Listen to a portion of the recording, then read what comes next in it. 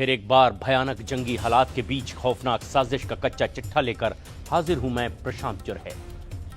Iran पर second world war के बाद का सबसे बड़ा हमला ट्रंप करने वाले थे, लेकिन हमला करने से 24 घंटे पहले ही अमेरिका ने अचानक प्लान बदल दिया, क्योंकि दावा यह किया जा रहा है कि अमेरिका और इजरायली खुफिया एजेंसियों को पता चला कि चीन ने ईरान में अपने 16 Y-20 विमान से हजारों की संख्या में हथियार, मिसाइल और उपकरण तेहरान के मेहराबाद हवाई अड्डे पर पहुंचा दिए हैं। और इसी डर से ट्रंप ने अचानक ईरान पर सबसे बड़ा हमला करना रोक दिया और अब ईरान पर हमला करने के लिए नए सिरे से तैयारियों में जुट चुका है।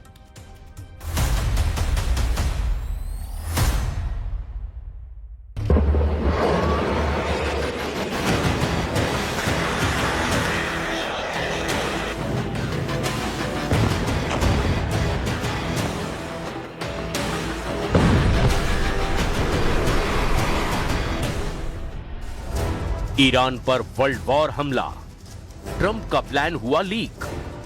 पश्चिम एशिया के आसमान पर मंडराते तबाही के बादलों के बीच एक ऐसी खबर आई है जिसने वॉशिंगटन से लेकर तेहरान तक हड़कंप मचा दिया है। क्या अमेरिका ने ईरान को नक्शे से मिटाने का ऐसा खतरनाक प्लान तैयार कर लिया था जो दूसरे विश्व युद्ध के बाद का सबसे बड़ा हमला होगा? क्या इस महाविनाशकारी हमले के खौफ से अरब के 3 सबसे अमीर और शक्तिशाली देश कांप उठे? और सबसे बड़ा सवाल, क्या चीन ने गुपचुप तरीके से तेहरान में अपने 16 सबसे भारी सैन्य विमान उतारकर अमेरिका का गेम ही बिगाड़ दिया है? आज की इस एक्सक्लूसिव रिपोर्ट में हम खोलेंगे उस सीक्रेट कूटनीति के पन्ने जिसने दुनिया को तीसरे विश्व युद्ध के मुहाने से वापस खींच लिया है।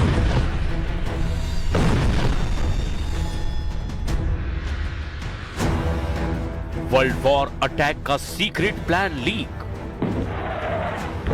दुनिया तीसरे विश्व युद्ध के मुहाने पर खड़े होकर वापस लौटी है। एक ऐसा हमला जो अगर होता तो इतिहास बदल जाता। एक ऐसा प्लान जिसने मिडिल ईस्ट के नक्शे को हमेशा के लिए मिटाने की तैयारी कर ली थी। अमेरिकी राष्ट्रपति डोनाल्ड ट्रंप का सबसे सनसनीखेज बयान सामने आया है। ट्रंप का दावा है कि अमेरिका ईरान पर द्वितीय विश्व युद्ध के बाद का सबसे बड़ा और विनाशकारी हमला करने के लिए पूरी तरह से तैयार था, लेकिन आखिरी वक्त पर यह महाविनाश टल गया। पर क्यों? क्या अमेरिका पीछे हटा या खाड़ी देशों के एक फोन कॉल ने तबाही के इस बटन को दबाने से रोक दिया? ट्रंप ने साफ कहा कि अमेरिका की तरफ से बहुत बड़ा हमला होने वाला था। उनके मुताबिक यह हमला द्वितीय विश्व युद्ध के बाद का सबसे भयानक सैन्य अटैक होता। ट्रंप ने दावा किया कि ईरान हमले की गंभीरता को देख रहा था, उसे अंदाजा था कि क्या होने वाला है।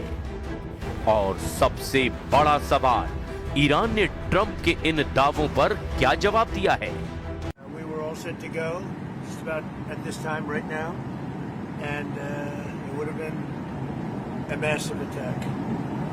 to go, but when the allies ask to call it off, you got to sort of say, well, let's see. And the reason they asked is I think there's a deal. There's a deal on Hormuz, and then there will be a deal on the nuclear, or you might call it the denuclearization of Iran. I call it the denuclearization of Iran. हमले रोकने के लिए गिड़गिड़ाया Iran. Iran का दावा, Trump का दावा झूठा। America का प्लान ईरान के पूरे परमाणु ठिकानों, मिसाइल सिरे और सैन्य ऊर्जा ढांचे को एक ही झटके में पूरी तरह से तबाह कर देने का था। ट्रंप के मुताबिक अमेरिका हमला करने के लिए पूरी तरह से तैयार था, बस एक बटन दबाने की देरी थी। लेकिन आखिरी सेकंड में महाविनाश का यह बटन दबाने से रोक दिया गया। ट्रंप का यह दावा है कि ईरान हमला न करने की गुहार लगा रहा था। ट्रंप ने कहा, ईरान ने भी हमसे जोर देकर कहा कि वे डील करना चाहते हैं। अब मुझे नहीं पता कि वो क्या कहते हैं, क्योंकि कई बार वो मुझसे कुछ कहते हैं और फिर जाकर कहते हैं कि उन्हें नहीं पता कि मैं किस बारे में बात कर रहा हूं। वे नहीं चाहते कि उन पर हमला हो। उन्हें हमले की गंभीरता का अंदाजा था क्योंकि वे इसे होते हुए देख रहे थे। ट्रंप के दावों के मुताबिक हॉर्मूज पर एक डील हो सकती है, फिर न्यूक्लियर मामले पर भी डील होगी। मैं इसे ईरान का डीन्यूक्लियराइजेशन यानी कि परमाणु हथियार खत्म करना कहता हूं। हम अभी रुके हुए हैं, हम जब चाहें ऐसा कर सकते हैं। इधर तेहरान ने ट्रंप के दावों को गलत ठहराया। उसने कहा कि अमेरिका के साथ किसी तरह का समझौता नहीं होने वाला है। अहम बात यह भी है कि स्ट्रेट ऑफ हॉर्मूज भी नहीं खुलेगा। ईरान का कहना है कि हॉर्मूज जैसा युद्ध से पहले था वैसा अब नहीं होने वाला है। ईरान के विदेश मंत्रालय के प्रवक्ता इस्माइल बकाई ने कहा कि अगर अमेरिका कोई दुस्साहस करता है तो उन्हें निश्चित रूप से करारा जवाब मिलेगा। مذاکرات با عمان هست متمرکز بر تفاهم بر سر مسیری که تردد ایمن کشتیرانی از تنگه هرمز رو تأمین بکنه. تلاش ما این هست که در युद्ध के खौफ से घबराए अरब के 3 देश। पश्चिम एशिया में अमेरिका और ईरान के बीच युद्ध के बादल इतने घने हो चुके हैं कि किसी भी वक्त तीसरा विश्व युद्ध छिड़ सकता था। लेकिन इस पूरे घटनाक्रम में सबसे चौंकाने वाला मोड़ तब आया जब अमेरिका के सबसे करीबी सहयोगी सऊदी अरब, संयुक्त अरब अमीरात यानी यूएई और कतर अचानक अमेरिका के सामने ढाल बनकर खड़े हो गए। डोनाल्ड ट्रंप ने खुद इस बात को कबूल किया कि सऊदी अरब के क्राउन प्रिंस मोहम्मद बिन सलमान, कतर के अमीर और यूएई के शीर्ष नेतृत्व ने सीधे वॉशिंगटन फोन घुमाया। ट्रंप ने कहा, मैंने उनसे पूछा कि क्या हम ईरान पर हमला कर दें, तो उनका साफ जवाब था, नहीं, हम युद्ध नहीं, शांति की डील चाहते हैं। आखिर क्यों दुनिया के सबसे अमीर और सैन्य रूप से मजबूत अरब देश इस युद्ध से इतना घबरा रहे हैं? आखिर ऐसा क्या हुआ? क्या महाशक्ति अमेरिका पीछे हट गया या फिर अरब के 3 ताकतवर देशों की एक सीक्रेट कॉल ने ट्रंप के हाथ बांध दिए? खाड़ी देशों की घबराहट की पहली और सबसे बड़ी वजह है इतिहास का वो कड़वा सबक जो उन्हें सितंबर 2019 में मिला था, जब सऊदी अरब की सबसे बड़ी तेल कंपनी आरामको के अबकैक और खुरैस ठिकानों पर ड्रोन और मिसाइल से हमले हुए थे। तो सिर्फ एक रात में सऊदी का 50% से ज्यादा तेल उत्पादन ठप हो गया था। वैश्विक बाजार में कच्चे तेल की कीमतें 20% तक उछल गई थीं। ताजा आंकड़ों और खुफिया रिपोर्ट के मुताबिक आज 2026 में ईरान के पास 2019 के मुकाबले 4 गुना ज्यादा सटीक और लंबी दूरी की हाइपरसोनिक मिसाइलें जैसे फतह 2, सुसाइड ड्रोन, शाहिद 136 भी मौजूद है। अरब देशों को अच्छी तरह से मालूम है कि अगर अमेरिका तेहरान पर हमला करता है तो ईरान का पहला निशाना अमेरिकी सरजमी नहीं बल्कि रियाद, अबू धाबी और दोहा में मौजूद तेल रिफाइनरियां और बंदरगाह होंगे। एक ही मिसाइल हमला इन देशों की दशकों की कमाई को राख में मिला सकता है। ولی شرط کافی نیست. تنگه هرمز به خاطر اختلاف نظر بین ایران و عمان مسدود نشده. تنگه هرمز به دلیل تجاوز نظامی آمریکا و رژیم صهیونیستی از 9 اسفند ماه سال گذشته دچار مشکل شد و مادامی که شرارت آمریکا ادامه پیدا بکنه، مادامی که दूसरी बड़ी वजह है इन अरब देशों का इकोनॉमिक मॉडल और विजन 2030। सऊदी अरब के क्राउन प्रिंस मोहम्मद बिन सलमान का विजन 2030 और यूएई का दुबई विजन इस बात पर टिका है कि वे अपनी अर्थव्यवस्था को तेल से हटाकर टूरिज्म, रियल एस्टेट, टेक और ग्लोबल फाइनेंस की तरफ मोड़ें। इसके लिए अरब देशों में खरबों डॉलर का विदेशी निवेश यानी कि एफडीआई आया है। लेकिन हकीकत यह है कि पूंजी हमेशा शांति चाहती है, युद्ध नहीं। अगर फारस की खाड़ी में मिसाइलें गिरती है तो दुबई और रियाद जैसी सुरक्षित मानी जाने वाली जगहें रातों रात असुरक्षित हो जाएंगी। विदेशी निवेशक अपना पैसा खींच लेंगे, टूरिज्म पूरी तरह ठप हो जाएगा। तीसरी और सबसे बड़ी रणनीतिक वजह है सऊदी अरब, कतर और यूएई, इन खाड़ी देशों में मौजूद अमेरिकी सैन्य ठिकाने। कतर में अमेरिका का सबसे बड़ा एयरबेस अल उदैद मौजूद है, जहां हजारों अमेरिकी सैनिक तैनात हैं। यूएई में अल धफरा एयरबेस है और बहरीन में अमेरिकी नौसेना का 5वां बेड़ा है। ईरान ने कई बार खुले तौर पर चेतावनी दी है कि यदि अमेरिका उन पर हमला करता है तो जिस भी अरब देश की जमीन या एयर स्पेस का इस्तेमाल उन हमलों के लिए होगा, उस देश को युद्ध का सीधा भागीदार माना जाएगा। ऐसे में कतर, सऊदी अरब और यूएई को डर है कि वे अमेरिका और ईरान की इस जंग के बीच में पिस जाएंगे। उनके अपने शहर अमेरिकी सैन्य अड्डों के करीब होने की वजह से सिटिंग डक यानी आसान शिकार बन जाएंगे। ईरान पहुंचे चीन के 16 Y-20 कार्गो विमान। चीन से 16 सैन्य कार्गो विमान Y-20 के ईरान पहुंचने की खबरें हैं और यह खबर अंतर्राष्ट्रीय रक्षा मीडिया, इजरायली खुफिया रिपोर्टों और सोशल मीडिया में काफी चर्चा का विषय बनी हुई हैं। इजरायली खुफिया एजेंसियों और ओपन सोर्स इंटेलिजेंस यानी OSINT की रिपोर्ट्स ने एक सनसनीखेज दावा किया है। दावा यह है कि पिछले कुछ घंटों के भीतर चीन के 16 भारी भरकम Y-20 सैन्य ट्रांसपोर्ट विमानों ने गुप्त रूप से तेहरान के मेहराबाद हवाई अड्डे पर लैंडिंग की है। रिपोर्ट्स के मुताबिक इन विमानों से ईरान को बेहद घातक anti aircraft missile system, electronic warfare यानी EW जैमर्स और उन्नत रडार उपकरण सौंपे गए हैं। हालांकि चीन सरकार और वॉशिंगटन ने सीधे तौर पर इन 16 विमानों के हथियार उतारने के दावों की पुष्टि नहीं की है, लेकिन रक्षा विशेषज्ञों का मानना है कि चीन पर्दे के पीछे से ईरान की ढाल बन चुका है। चीन ने अमेरिका को यह साफ संदेश दे दिया है कि अगर ईरान पर अटैक हुआ तो चीन चुपचाप तमाशा नहीं देखेगा। इजरायली समाचार पत्रों जैसे मारीव और ओपन सोर्स इंटेलिजेंस की रिपोर्ट का दावा है कि चीन के 16 भारी कार्गो विमान Y-20 मात्र 56 से 72 घंटों के भीतर तेहरान के मेहराबाद हवाई अड्डे पर उतरे हैं।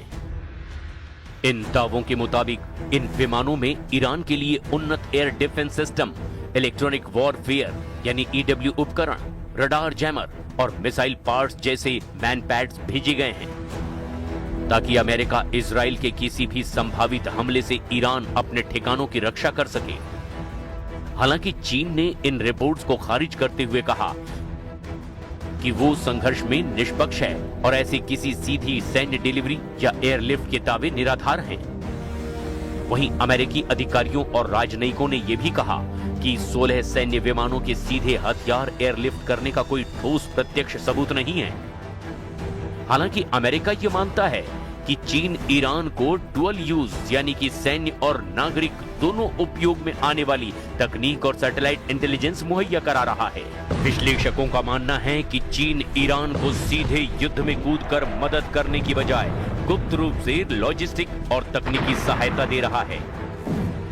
यानी कहने का मतलब ये है कि ईरान युद्ध कुछ वक्त के लिए रुका है क्योंकि आने वाले दिनों में एक भीषण जंग की पूरी संभावना बन चुकी है और इसका सबसे बड़ा सबूत लेबनान पर इजराइल के ताजा हमले साबित करते हैं कि वो ईरान पर डबल हमले की तैयारी में जुटा है।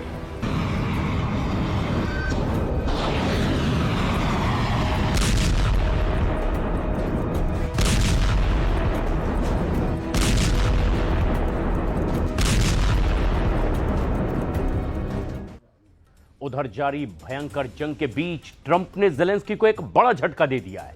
ट्रंप ने कहा कि जेलेंस्की ने उनसे पैट्रियट सिस्टम और टॉम हॉक मिसाइल बनाने का लाइसेंस मांगा, लेकिन अभी तक उन्होंने इस पर कोई हामी नहीं भरी है। उधर यूक्रेन ने लॉन्ग रेंज ड्रोन से फिर एक बार रूस में कई बड़े ठिकानों को निशाना बना दिया है। इस बीच मॉस्को ने ज़ापोरिजिया और खार्किव में कई भयंकर हमले कर दिए।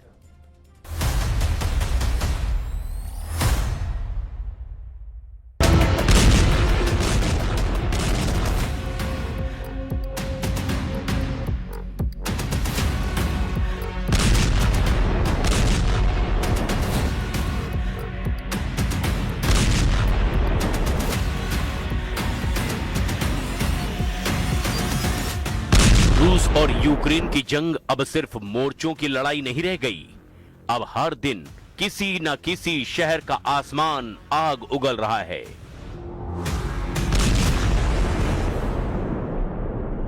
किसी घर की छत मलबे में बदल रही है, किसी परिवार की जिंदगी एक धमाके में खत्म हो रही है।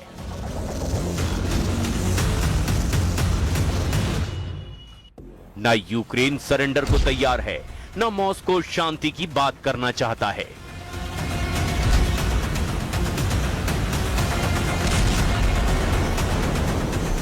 चार साल बाद ना जंग बदली न तबाही। एक तस्वीर यूक्रेन के जापोरेजिया की है, जिसे रूस ने एक बार फिर जलाना शुरू कर दिया है। दूसरी तस्वीर मॉस्को से 200 किलोमीटर दूर व्लादिमीर इलाके की है, जहां यूक्रेन ने ड्रोन हमले में रूस के सबसे बड़े वेयरहाउस को उड़ा दिया है।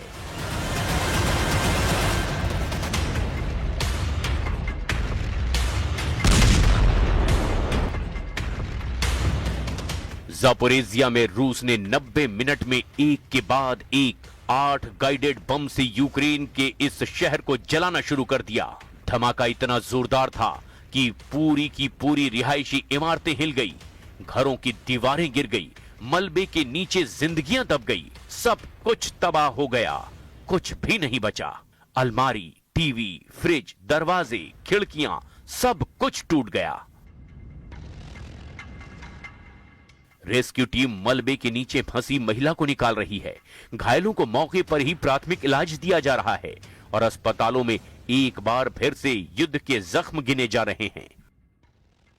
जापोरेजिया के गवर्नर के मुताबिक इन हमलों में 71 साल की एक बुजुर्ग महिला की मौत हो गई, जबकि 31 लोग घायल हुए हैं। लेकिन जंग की कहानी का ये सिर्फ एक हिस्सा है।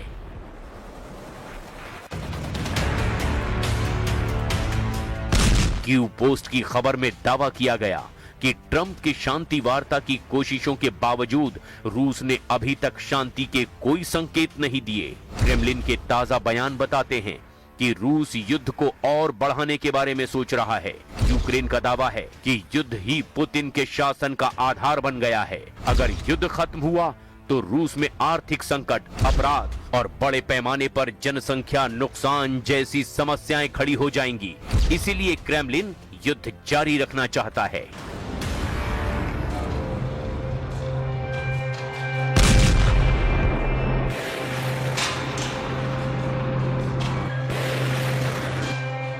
यूक्रेन के वॉर एक्सपर्ट्स का दावा है कि पुतिन के शासन को मजबूत रखने के लिए युद्ध एक जरिया बन गया है। क्रेमलिन लोगों को युद्ध में इतना डुबा देना चाहता है कि वो इससे बाहर ही ना निकल पाएं। रूस के हमलों के बीच यूक्रेन ने भी रूस के भीतर ऐसा पलटवार किया जिसने इस युद्ध का रुख बदलने की नई बहस छेड़ दी है।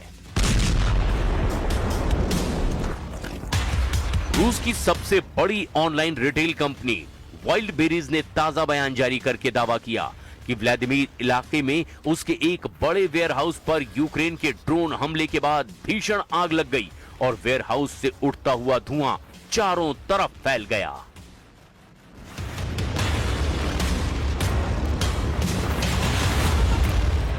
यूक्रेन लगातार रूस की कंपनियों को निशाना बना रहा है।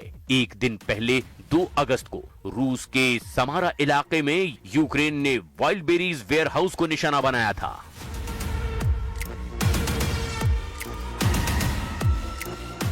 इससे पहले यूक्रेन ने सेंट पीटर्सबर्ग और लेनिनग्राद इलाके में वाइल्डबेरीज के 2 गोदामों को उड़ा दिया था। एक महीने में यूक्रेन ने अलग अलग इलाकों में कई बार रूस की सबसे बड़ी रिटेल कंपनी के गोदामों को जला दिया है। यूक्रेन मॉस्को के हमलों का जवाब रूस के अंदर तक घुस कर दे रहा है।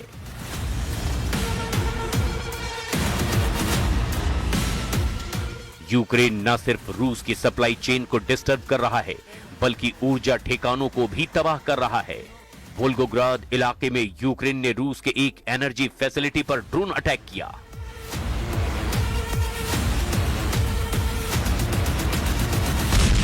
यूक्रेन अब सिर्फ रूस की सेना से नहीं लड़ रहा, बल्कि रूस की अर्थव्यवस्था, सप्लाई चेन और ऊर्जा व्यवस्था को निशाना बना रहा है। वाइल्ड बेरीज जैसे बड़े logistics network, oil refinery, oil depot और ऊर्जा ठिकानों पर लगातार ड्रोन हमलों का मकसद है कि रूस के भीतर आर्थिक दबाव बढ़ाया जाए, सैन्य आपूर्ति को बाधित किया जाए और युद्ध की कीमत सीधे रूसी सिस्टम को चुकाने पर मजबूर होना पड़े। यानी कीव का संदेश बिल्कुल साफ है, अगर रूस यूक्रेन के शहरों को निशाना बनाएगा तो यूक्रेन भी रूस के अंदर मौजूद उन ठिकानों पर हमला करेगा जो युद्ध की मशीन को चलाए रखते हैं।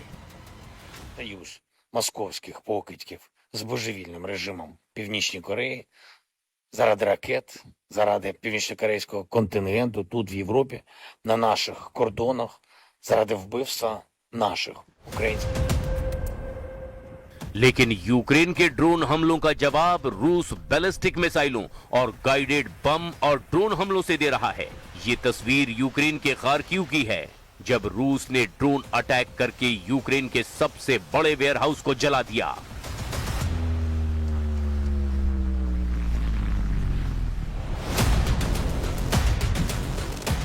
दावा है कि एक साथ ड्रोन वेयरहाउस पर गिरे और कुछ ही मिनट में सिलसिलेवार 2 धमाके हुए। इसके बाद इमारत में आग लग गई और यह आग तेजी से चारों तरफ फैल गई।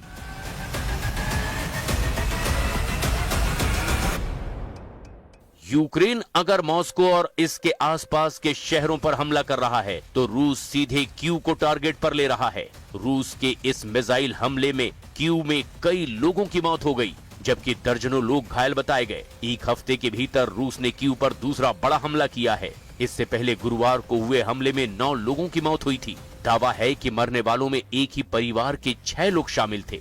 यूक्रेन ने दावा किया कि रूस के इस मिसाइल हमलों में एक मिसाइल पोलैंड में भी जाकर गिरी है। Сьогодні втрати в рідних та близьких. В Радушному росіяни застосували вперше за довгий час ракету з Північної Кореї. Такі попередні дані, звісно, ще будуть експертизи, все буде перевірятися. Але станом на зараз це північно-корейська. यूक्रेन अब सिर्फ वेयरहाउस नहीं उड़ा रहा, बल्कि रूस की उस ताकत को निशाना बना रहा है जिसके दम पर यह जंग 4 साल से चलती चली जा रही है। Oil refinery, oil pumping station, airbase, fuel depot और सैन्य रडार। यूक्रेन एक एक करके रूस के उन ठिकानों पर हमला कर रहा है जो रूसी सेना की लाइफलाइन माने जाते हैं। कीव का दावा है कि बशकोर्तोस्तान में 1300 किलोमीटर दूर मौजूद ऑयल पंपिंग स्टेशन पर हमला हुआ। उलियानोव्स्की मिनी ऑयल रिफाइनरी में आग लगी। कालुगा की ऊर्जा फैसिलिटी भी निशाने पर रही, जबकि कब्जे वाले क्रीमिया में बेलबेक एयरबेस और साकी एयरबेस पर भी ड्रोन स्ट्राइक की गई।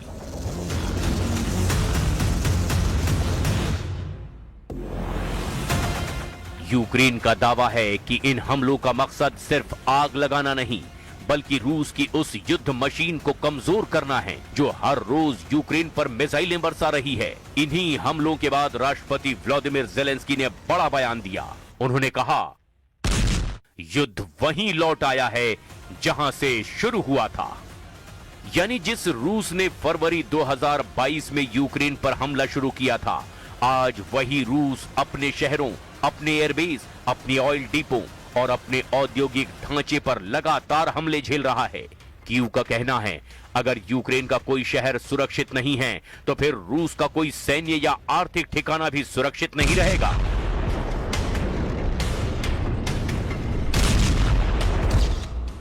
रूस के भीतर लंबी दूरी के ड्रोन हमले, तेल और ऊर्जा नेटवर्क पर वार, सप्लाई चेन को बाधित करना मकसद, एयरबेस और रडार सिस्टम को नुकसान। युद्ध की कीमत रूस के अंदर तबाही बढ़ाना है।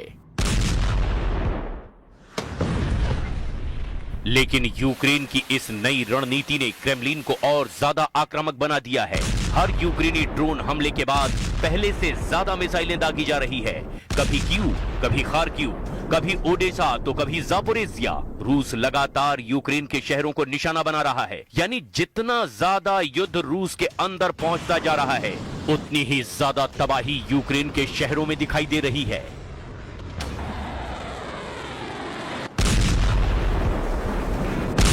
अमेरिकी राष्ट्रपति डोनाल्ड ट्रंप रूस और यूक्रेन के बीच सीज फायर की कोशिश कर रहे हैं, लेकिन हमले लगातार बढ़ते जा रहे हैं। रूस पीछे हटने को तैयार नहीं, यूक्रेन झुकने को तैयार नहीं। यानी शांति की बातचीत अपनी जगह है, लेकिन जमीन पर युद्ध पहले से ज्यादा खतरनाक हो चुका है। अब सबसे बड़ा सवाल यही है, क्या रूस के भीतर बढ़ते यूक्रेनी हमले क्रेमलिन को बातचीत की मेज पर ला पाएंगे, या फिर पुतिन इसके जवाब में यूक्रेन पर पहले से भी बड़ा हमला करेंगे? क्योंकि इस युद्ध में अब सिर्फ मिसाइलें नहीं चल रही, दोनों देश एक दूसरे की अर्थव्यवस्था, ऊर्जा व्यवस्था और सैन्य ताकत के साथ जनता के मनोबल को भी निशाने पर ले रहे हैं। इसी वजह से 4 साल बाद रूस यूक्रेन युद्ध अपने सबसे खतरनाक दौर में पहुंचता दिखाई दे रहा है। case of President Zelensky, he'd like to have some Patriots, he'd like to have some Tomahawks, which are, you know, lethal, one offensive, one defensive. And we have to be very careful about letting somebody build them. You know, it's very important now. We are building many plants now to make those, and the Tomahawk missile is the most incredible thing. It can go into a doorway. You can put it through a window of a house. Nobody's ever seen anything like it. You have to be very judicious, but you have to be very careful. Now, we have not agreed to that. We're talking about it. उधर Trump कह रहे हैं, Ukraine patriot और Tomahawk जैसी घातक मिसाइलें चाहता है, लेकिन अमेरिका अब भी इस पर फैसला लेने से बच रहा है, क्योंकि वॉशिंगटन जानता है ऐसी तकनीक सिर्फ युद्ध का संतुलन ही नहीं बदलती, बल्कि पूरी दुनिया की सुरक्षा व्यवस्था को भी प्रभावित कर सकती है। लेकिन सवाल ये है कि अगर यूक्रेन को और ताकतवर हथियार मिलते हैं, तो क्या रूस के भीतर हमले और गहरे होंगे? और अगर ऐसा हुआ तो क्या पुतिन भी जवाब में यूक्रेन पर पहले से कहीं ज्यादा विनाशकारी हमला करेंगे?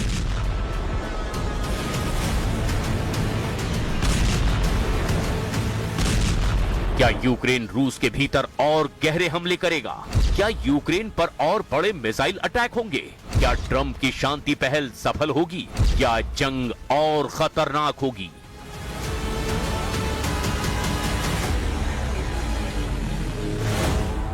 चार साल पहले युद्ध यूक्रेन की सरजमी पर शुरू हुआ था। आज वही युद्ध रूस के शहरों, रूस की ऑयल रिफाइनरियों, रूस के एयरबेस और रूस की अर्थव्यवस्था तक पहुंच चुका है।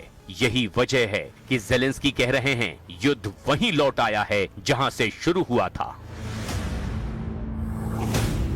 लेकिन इस वापसी के साथ एक और सच्चाई भी सामने है। युद्ध जितना रूस के भीतर जाएगा, उतनी ही ज्यादा तबाही यूक्रेन के शहरों में लौट कर आएगी।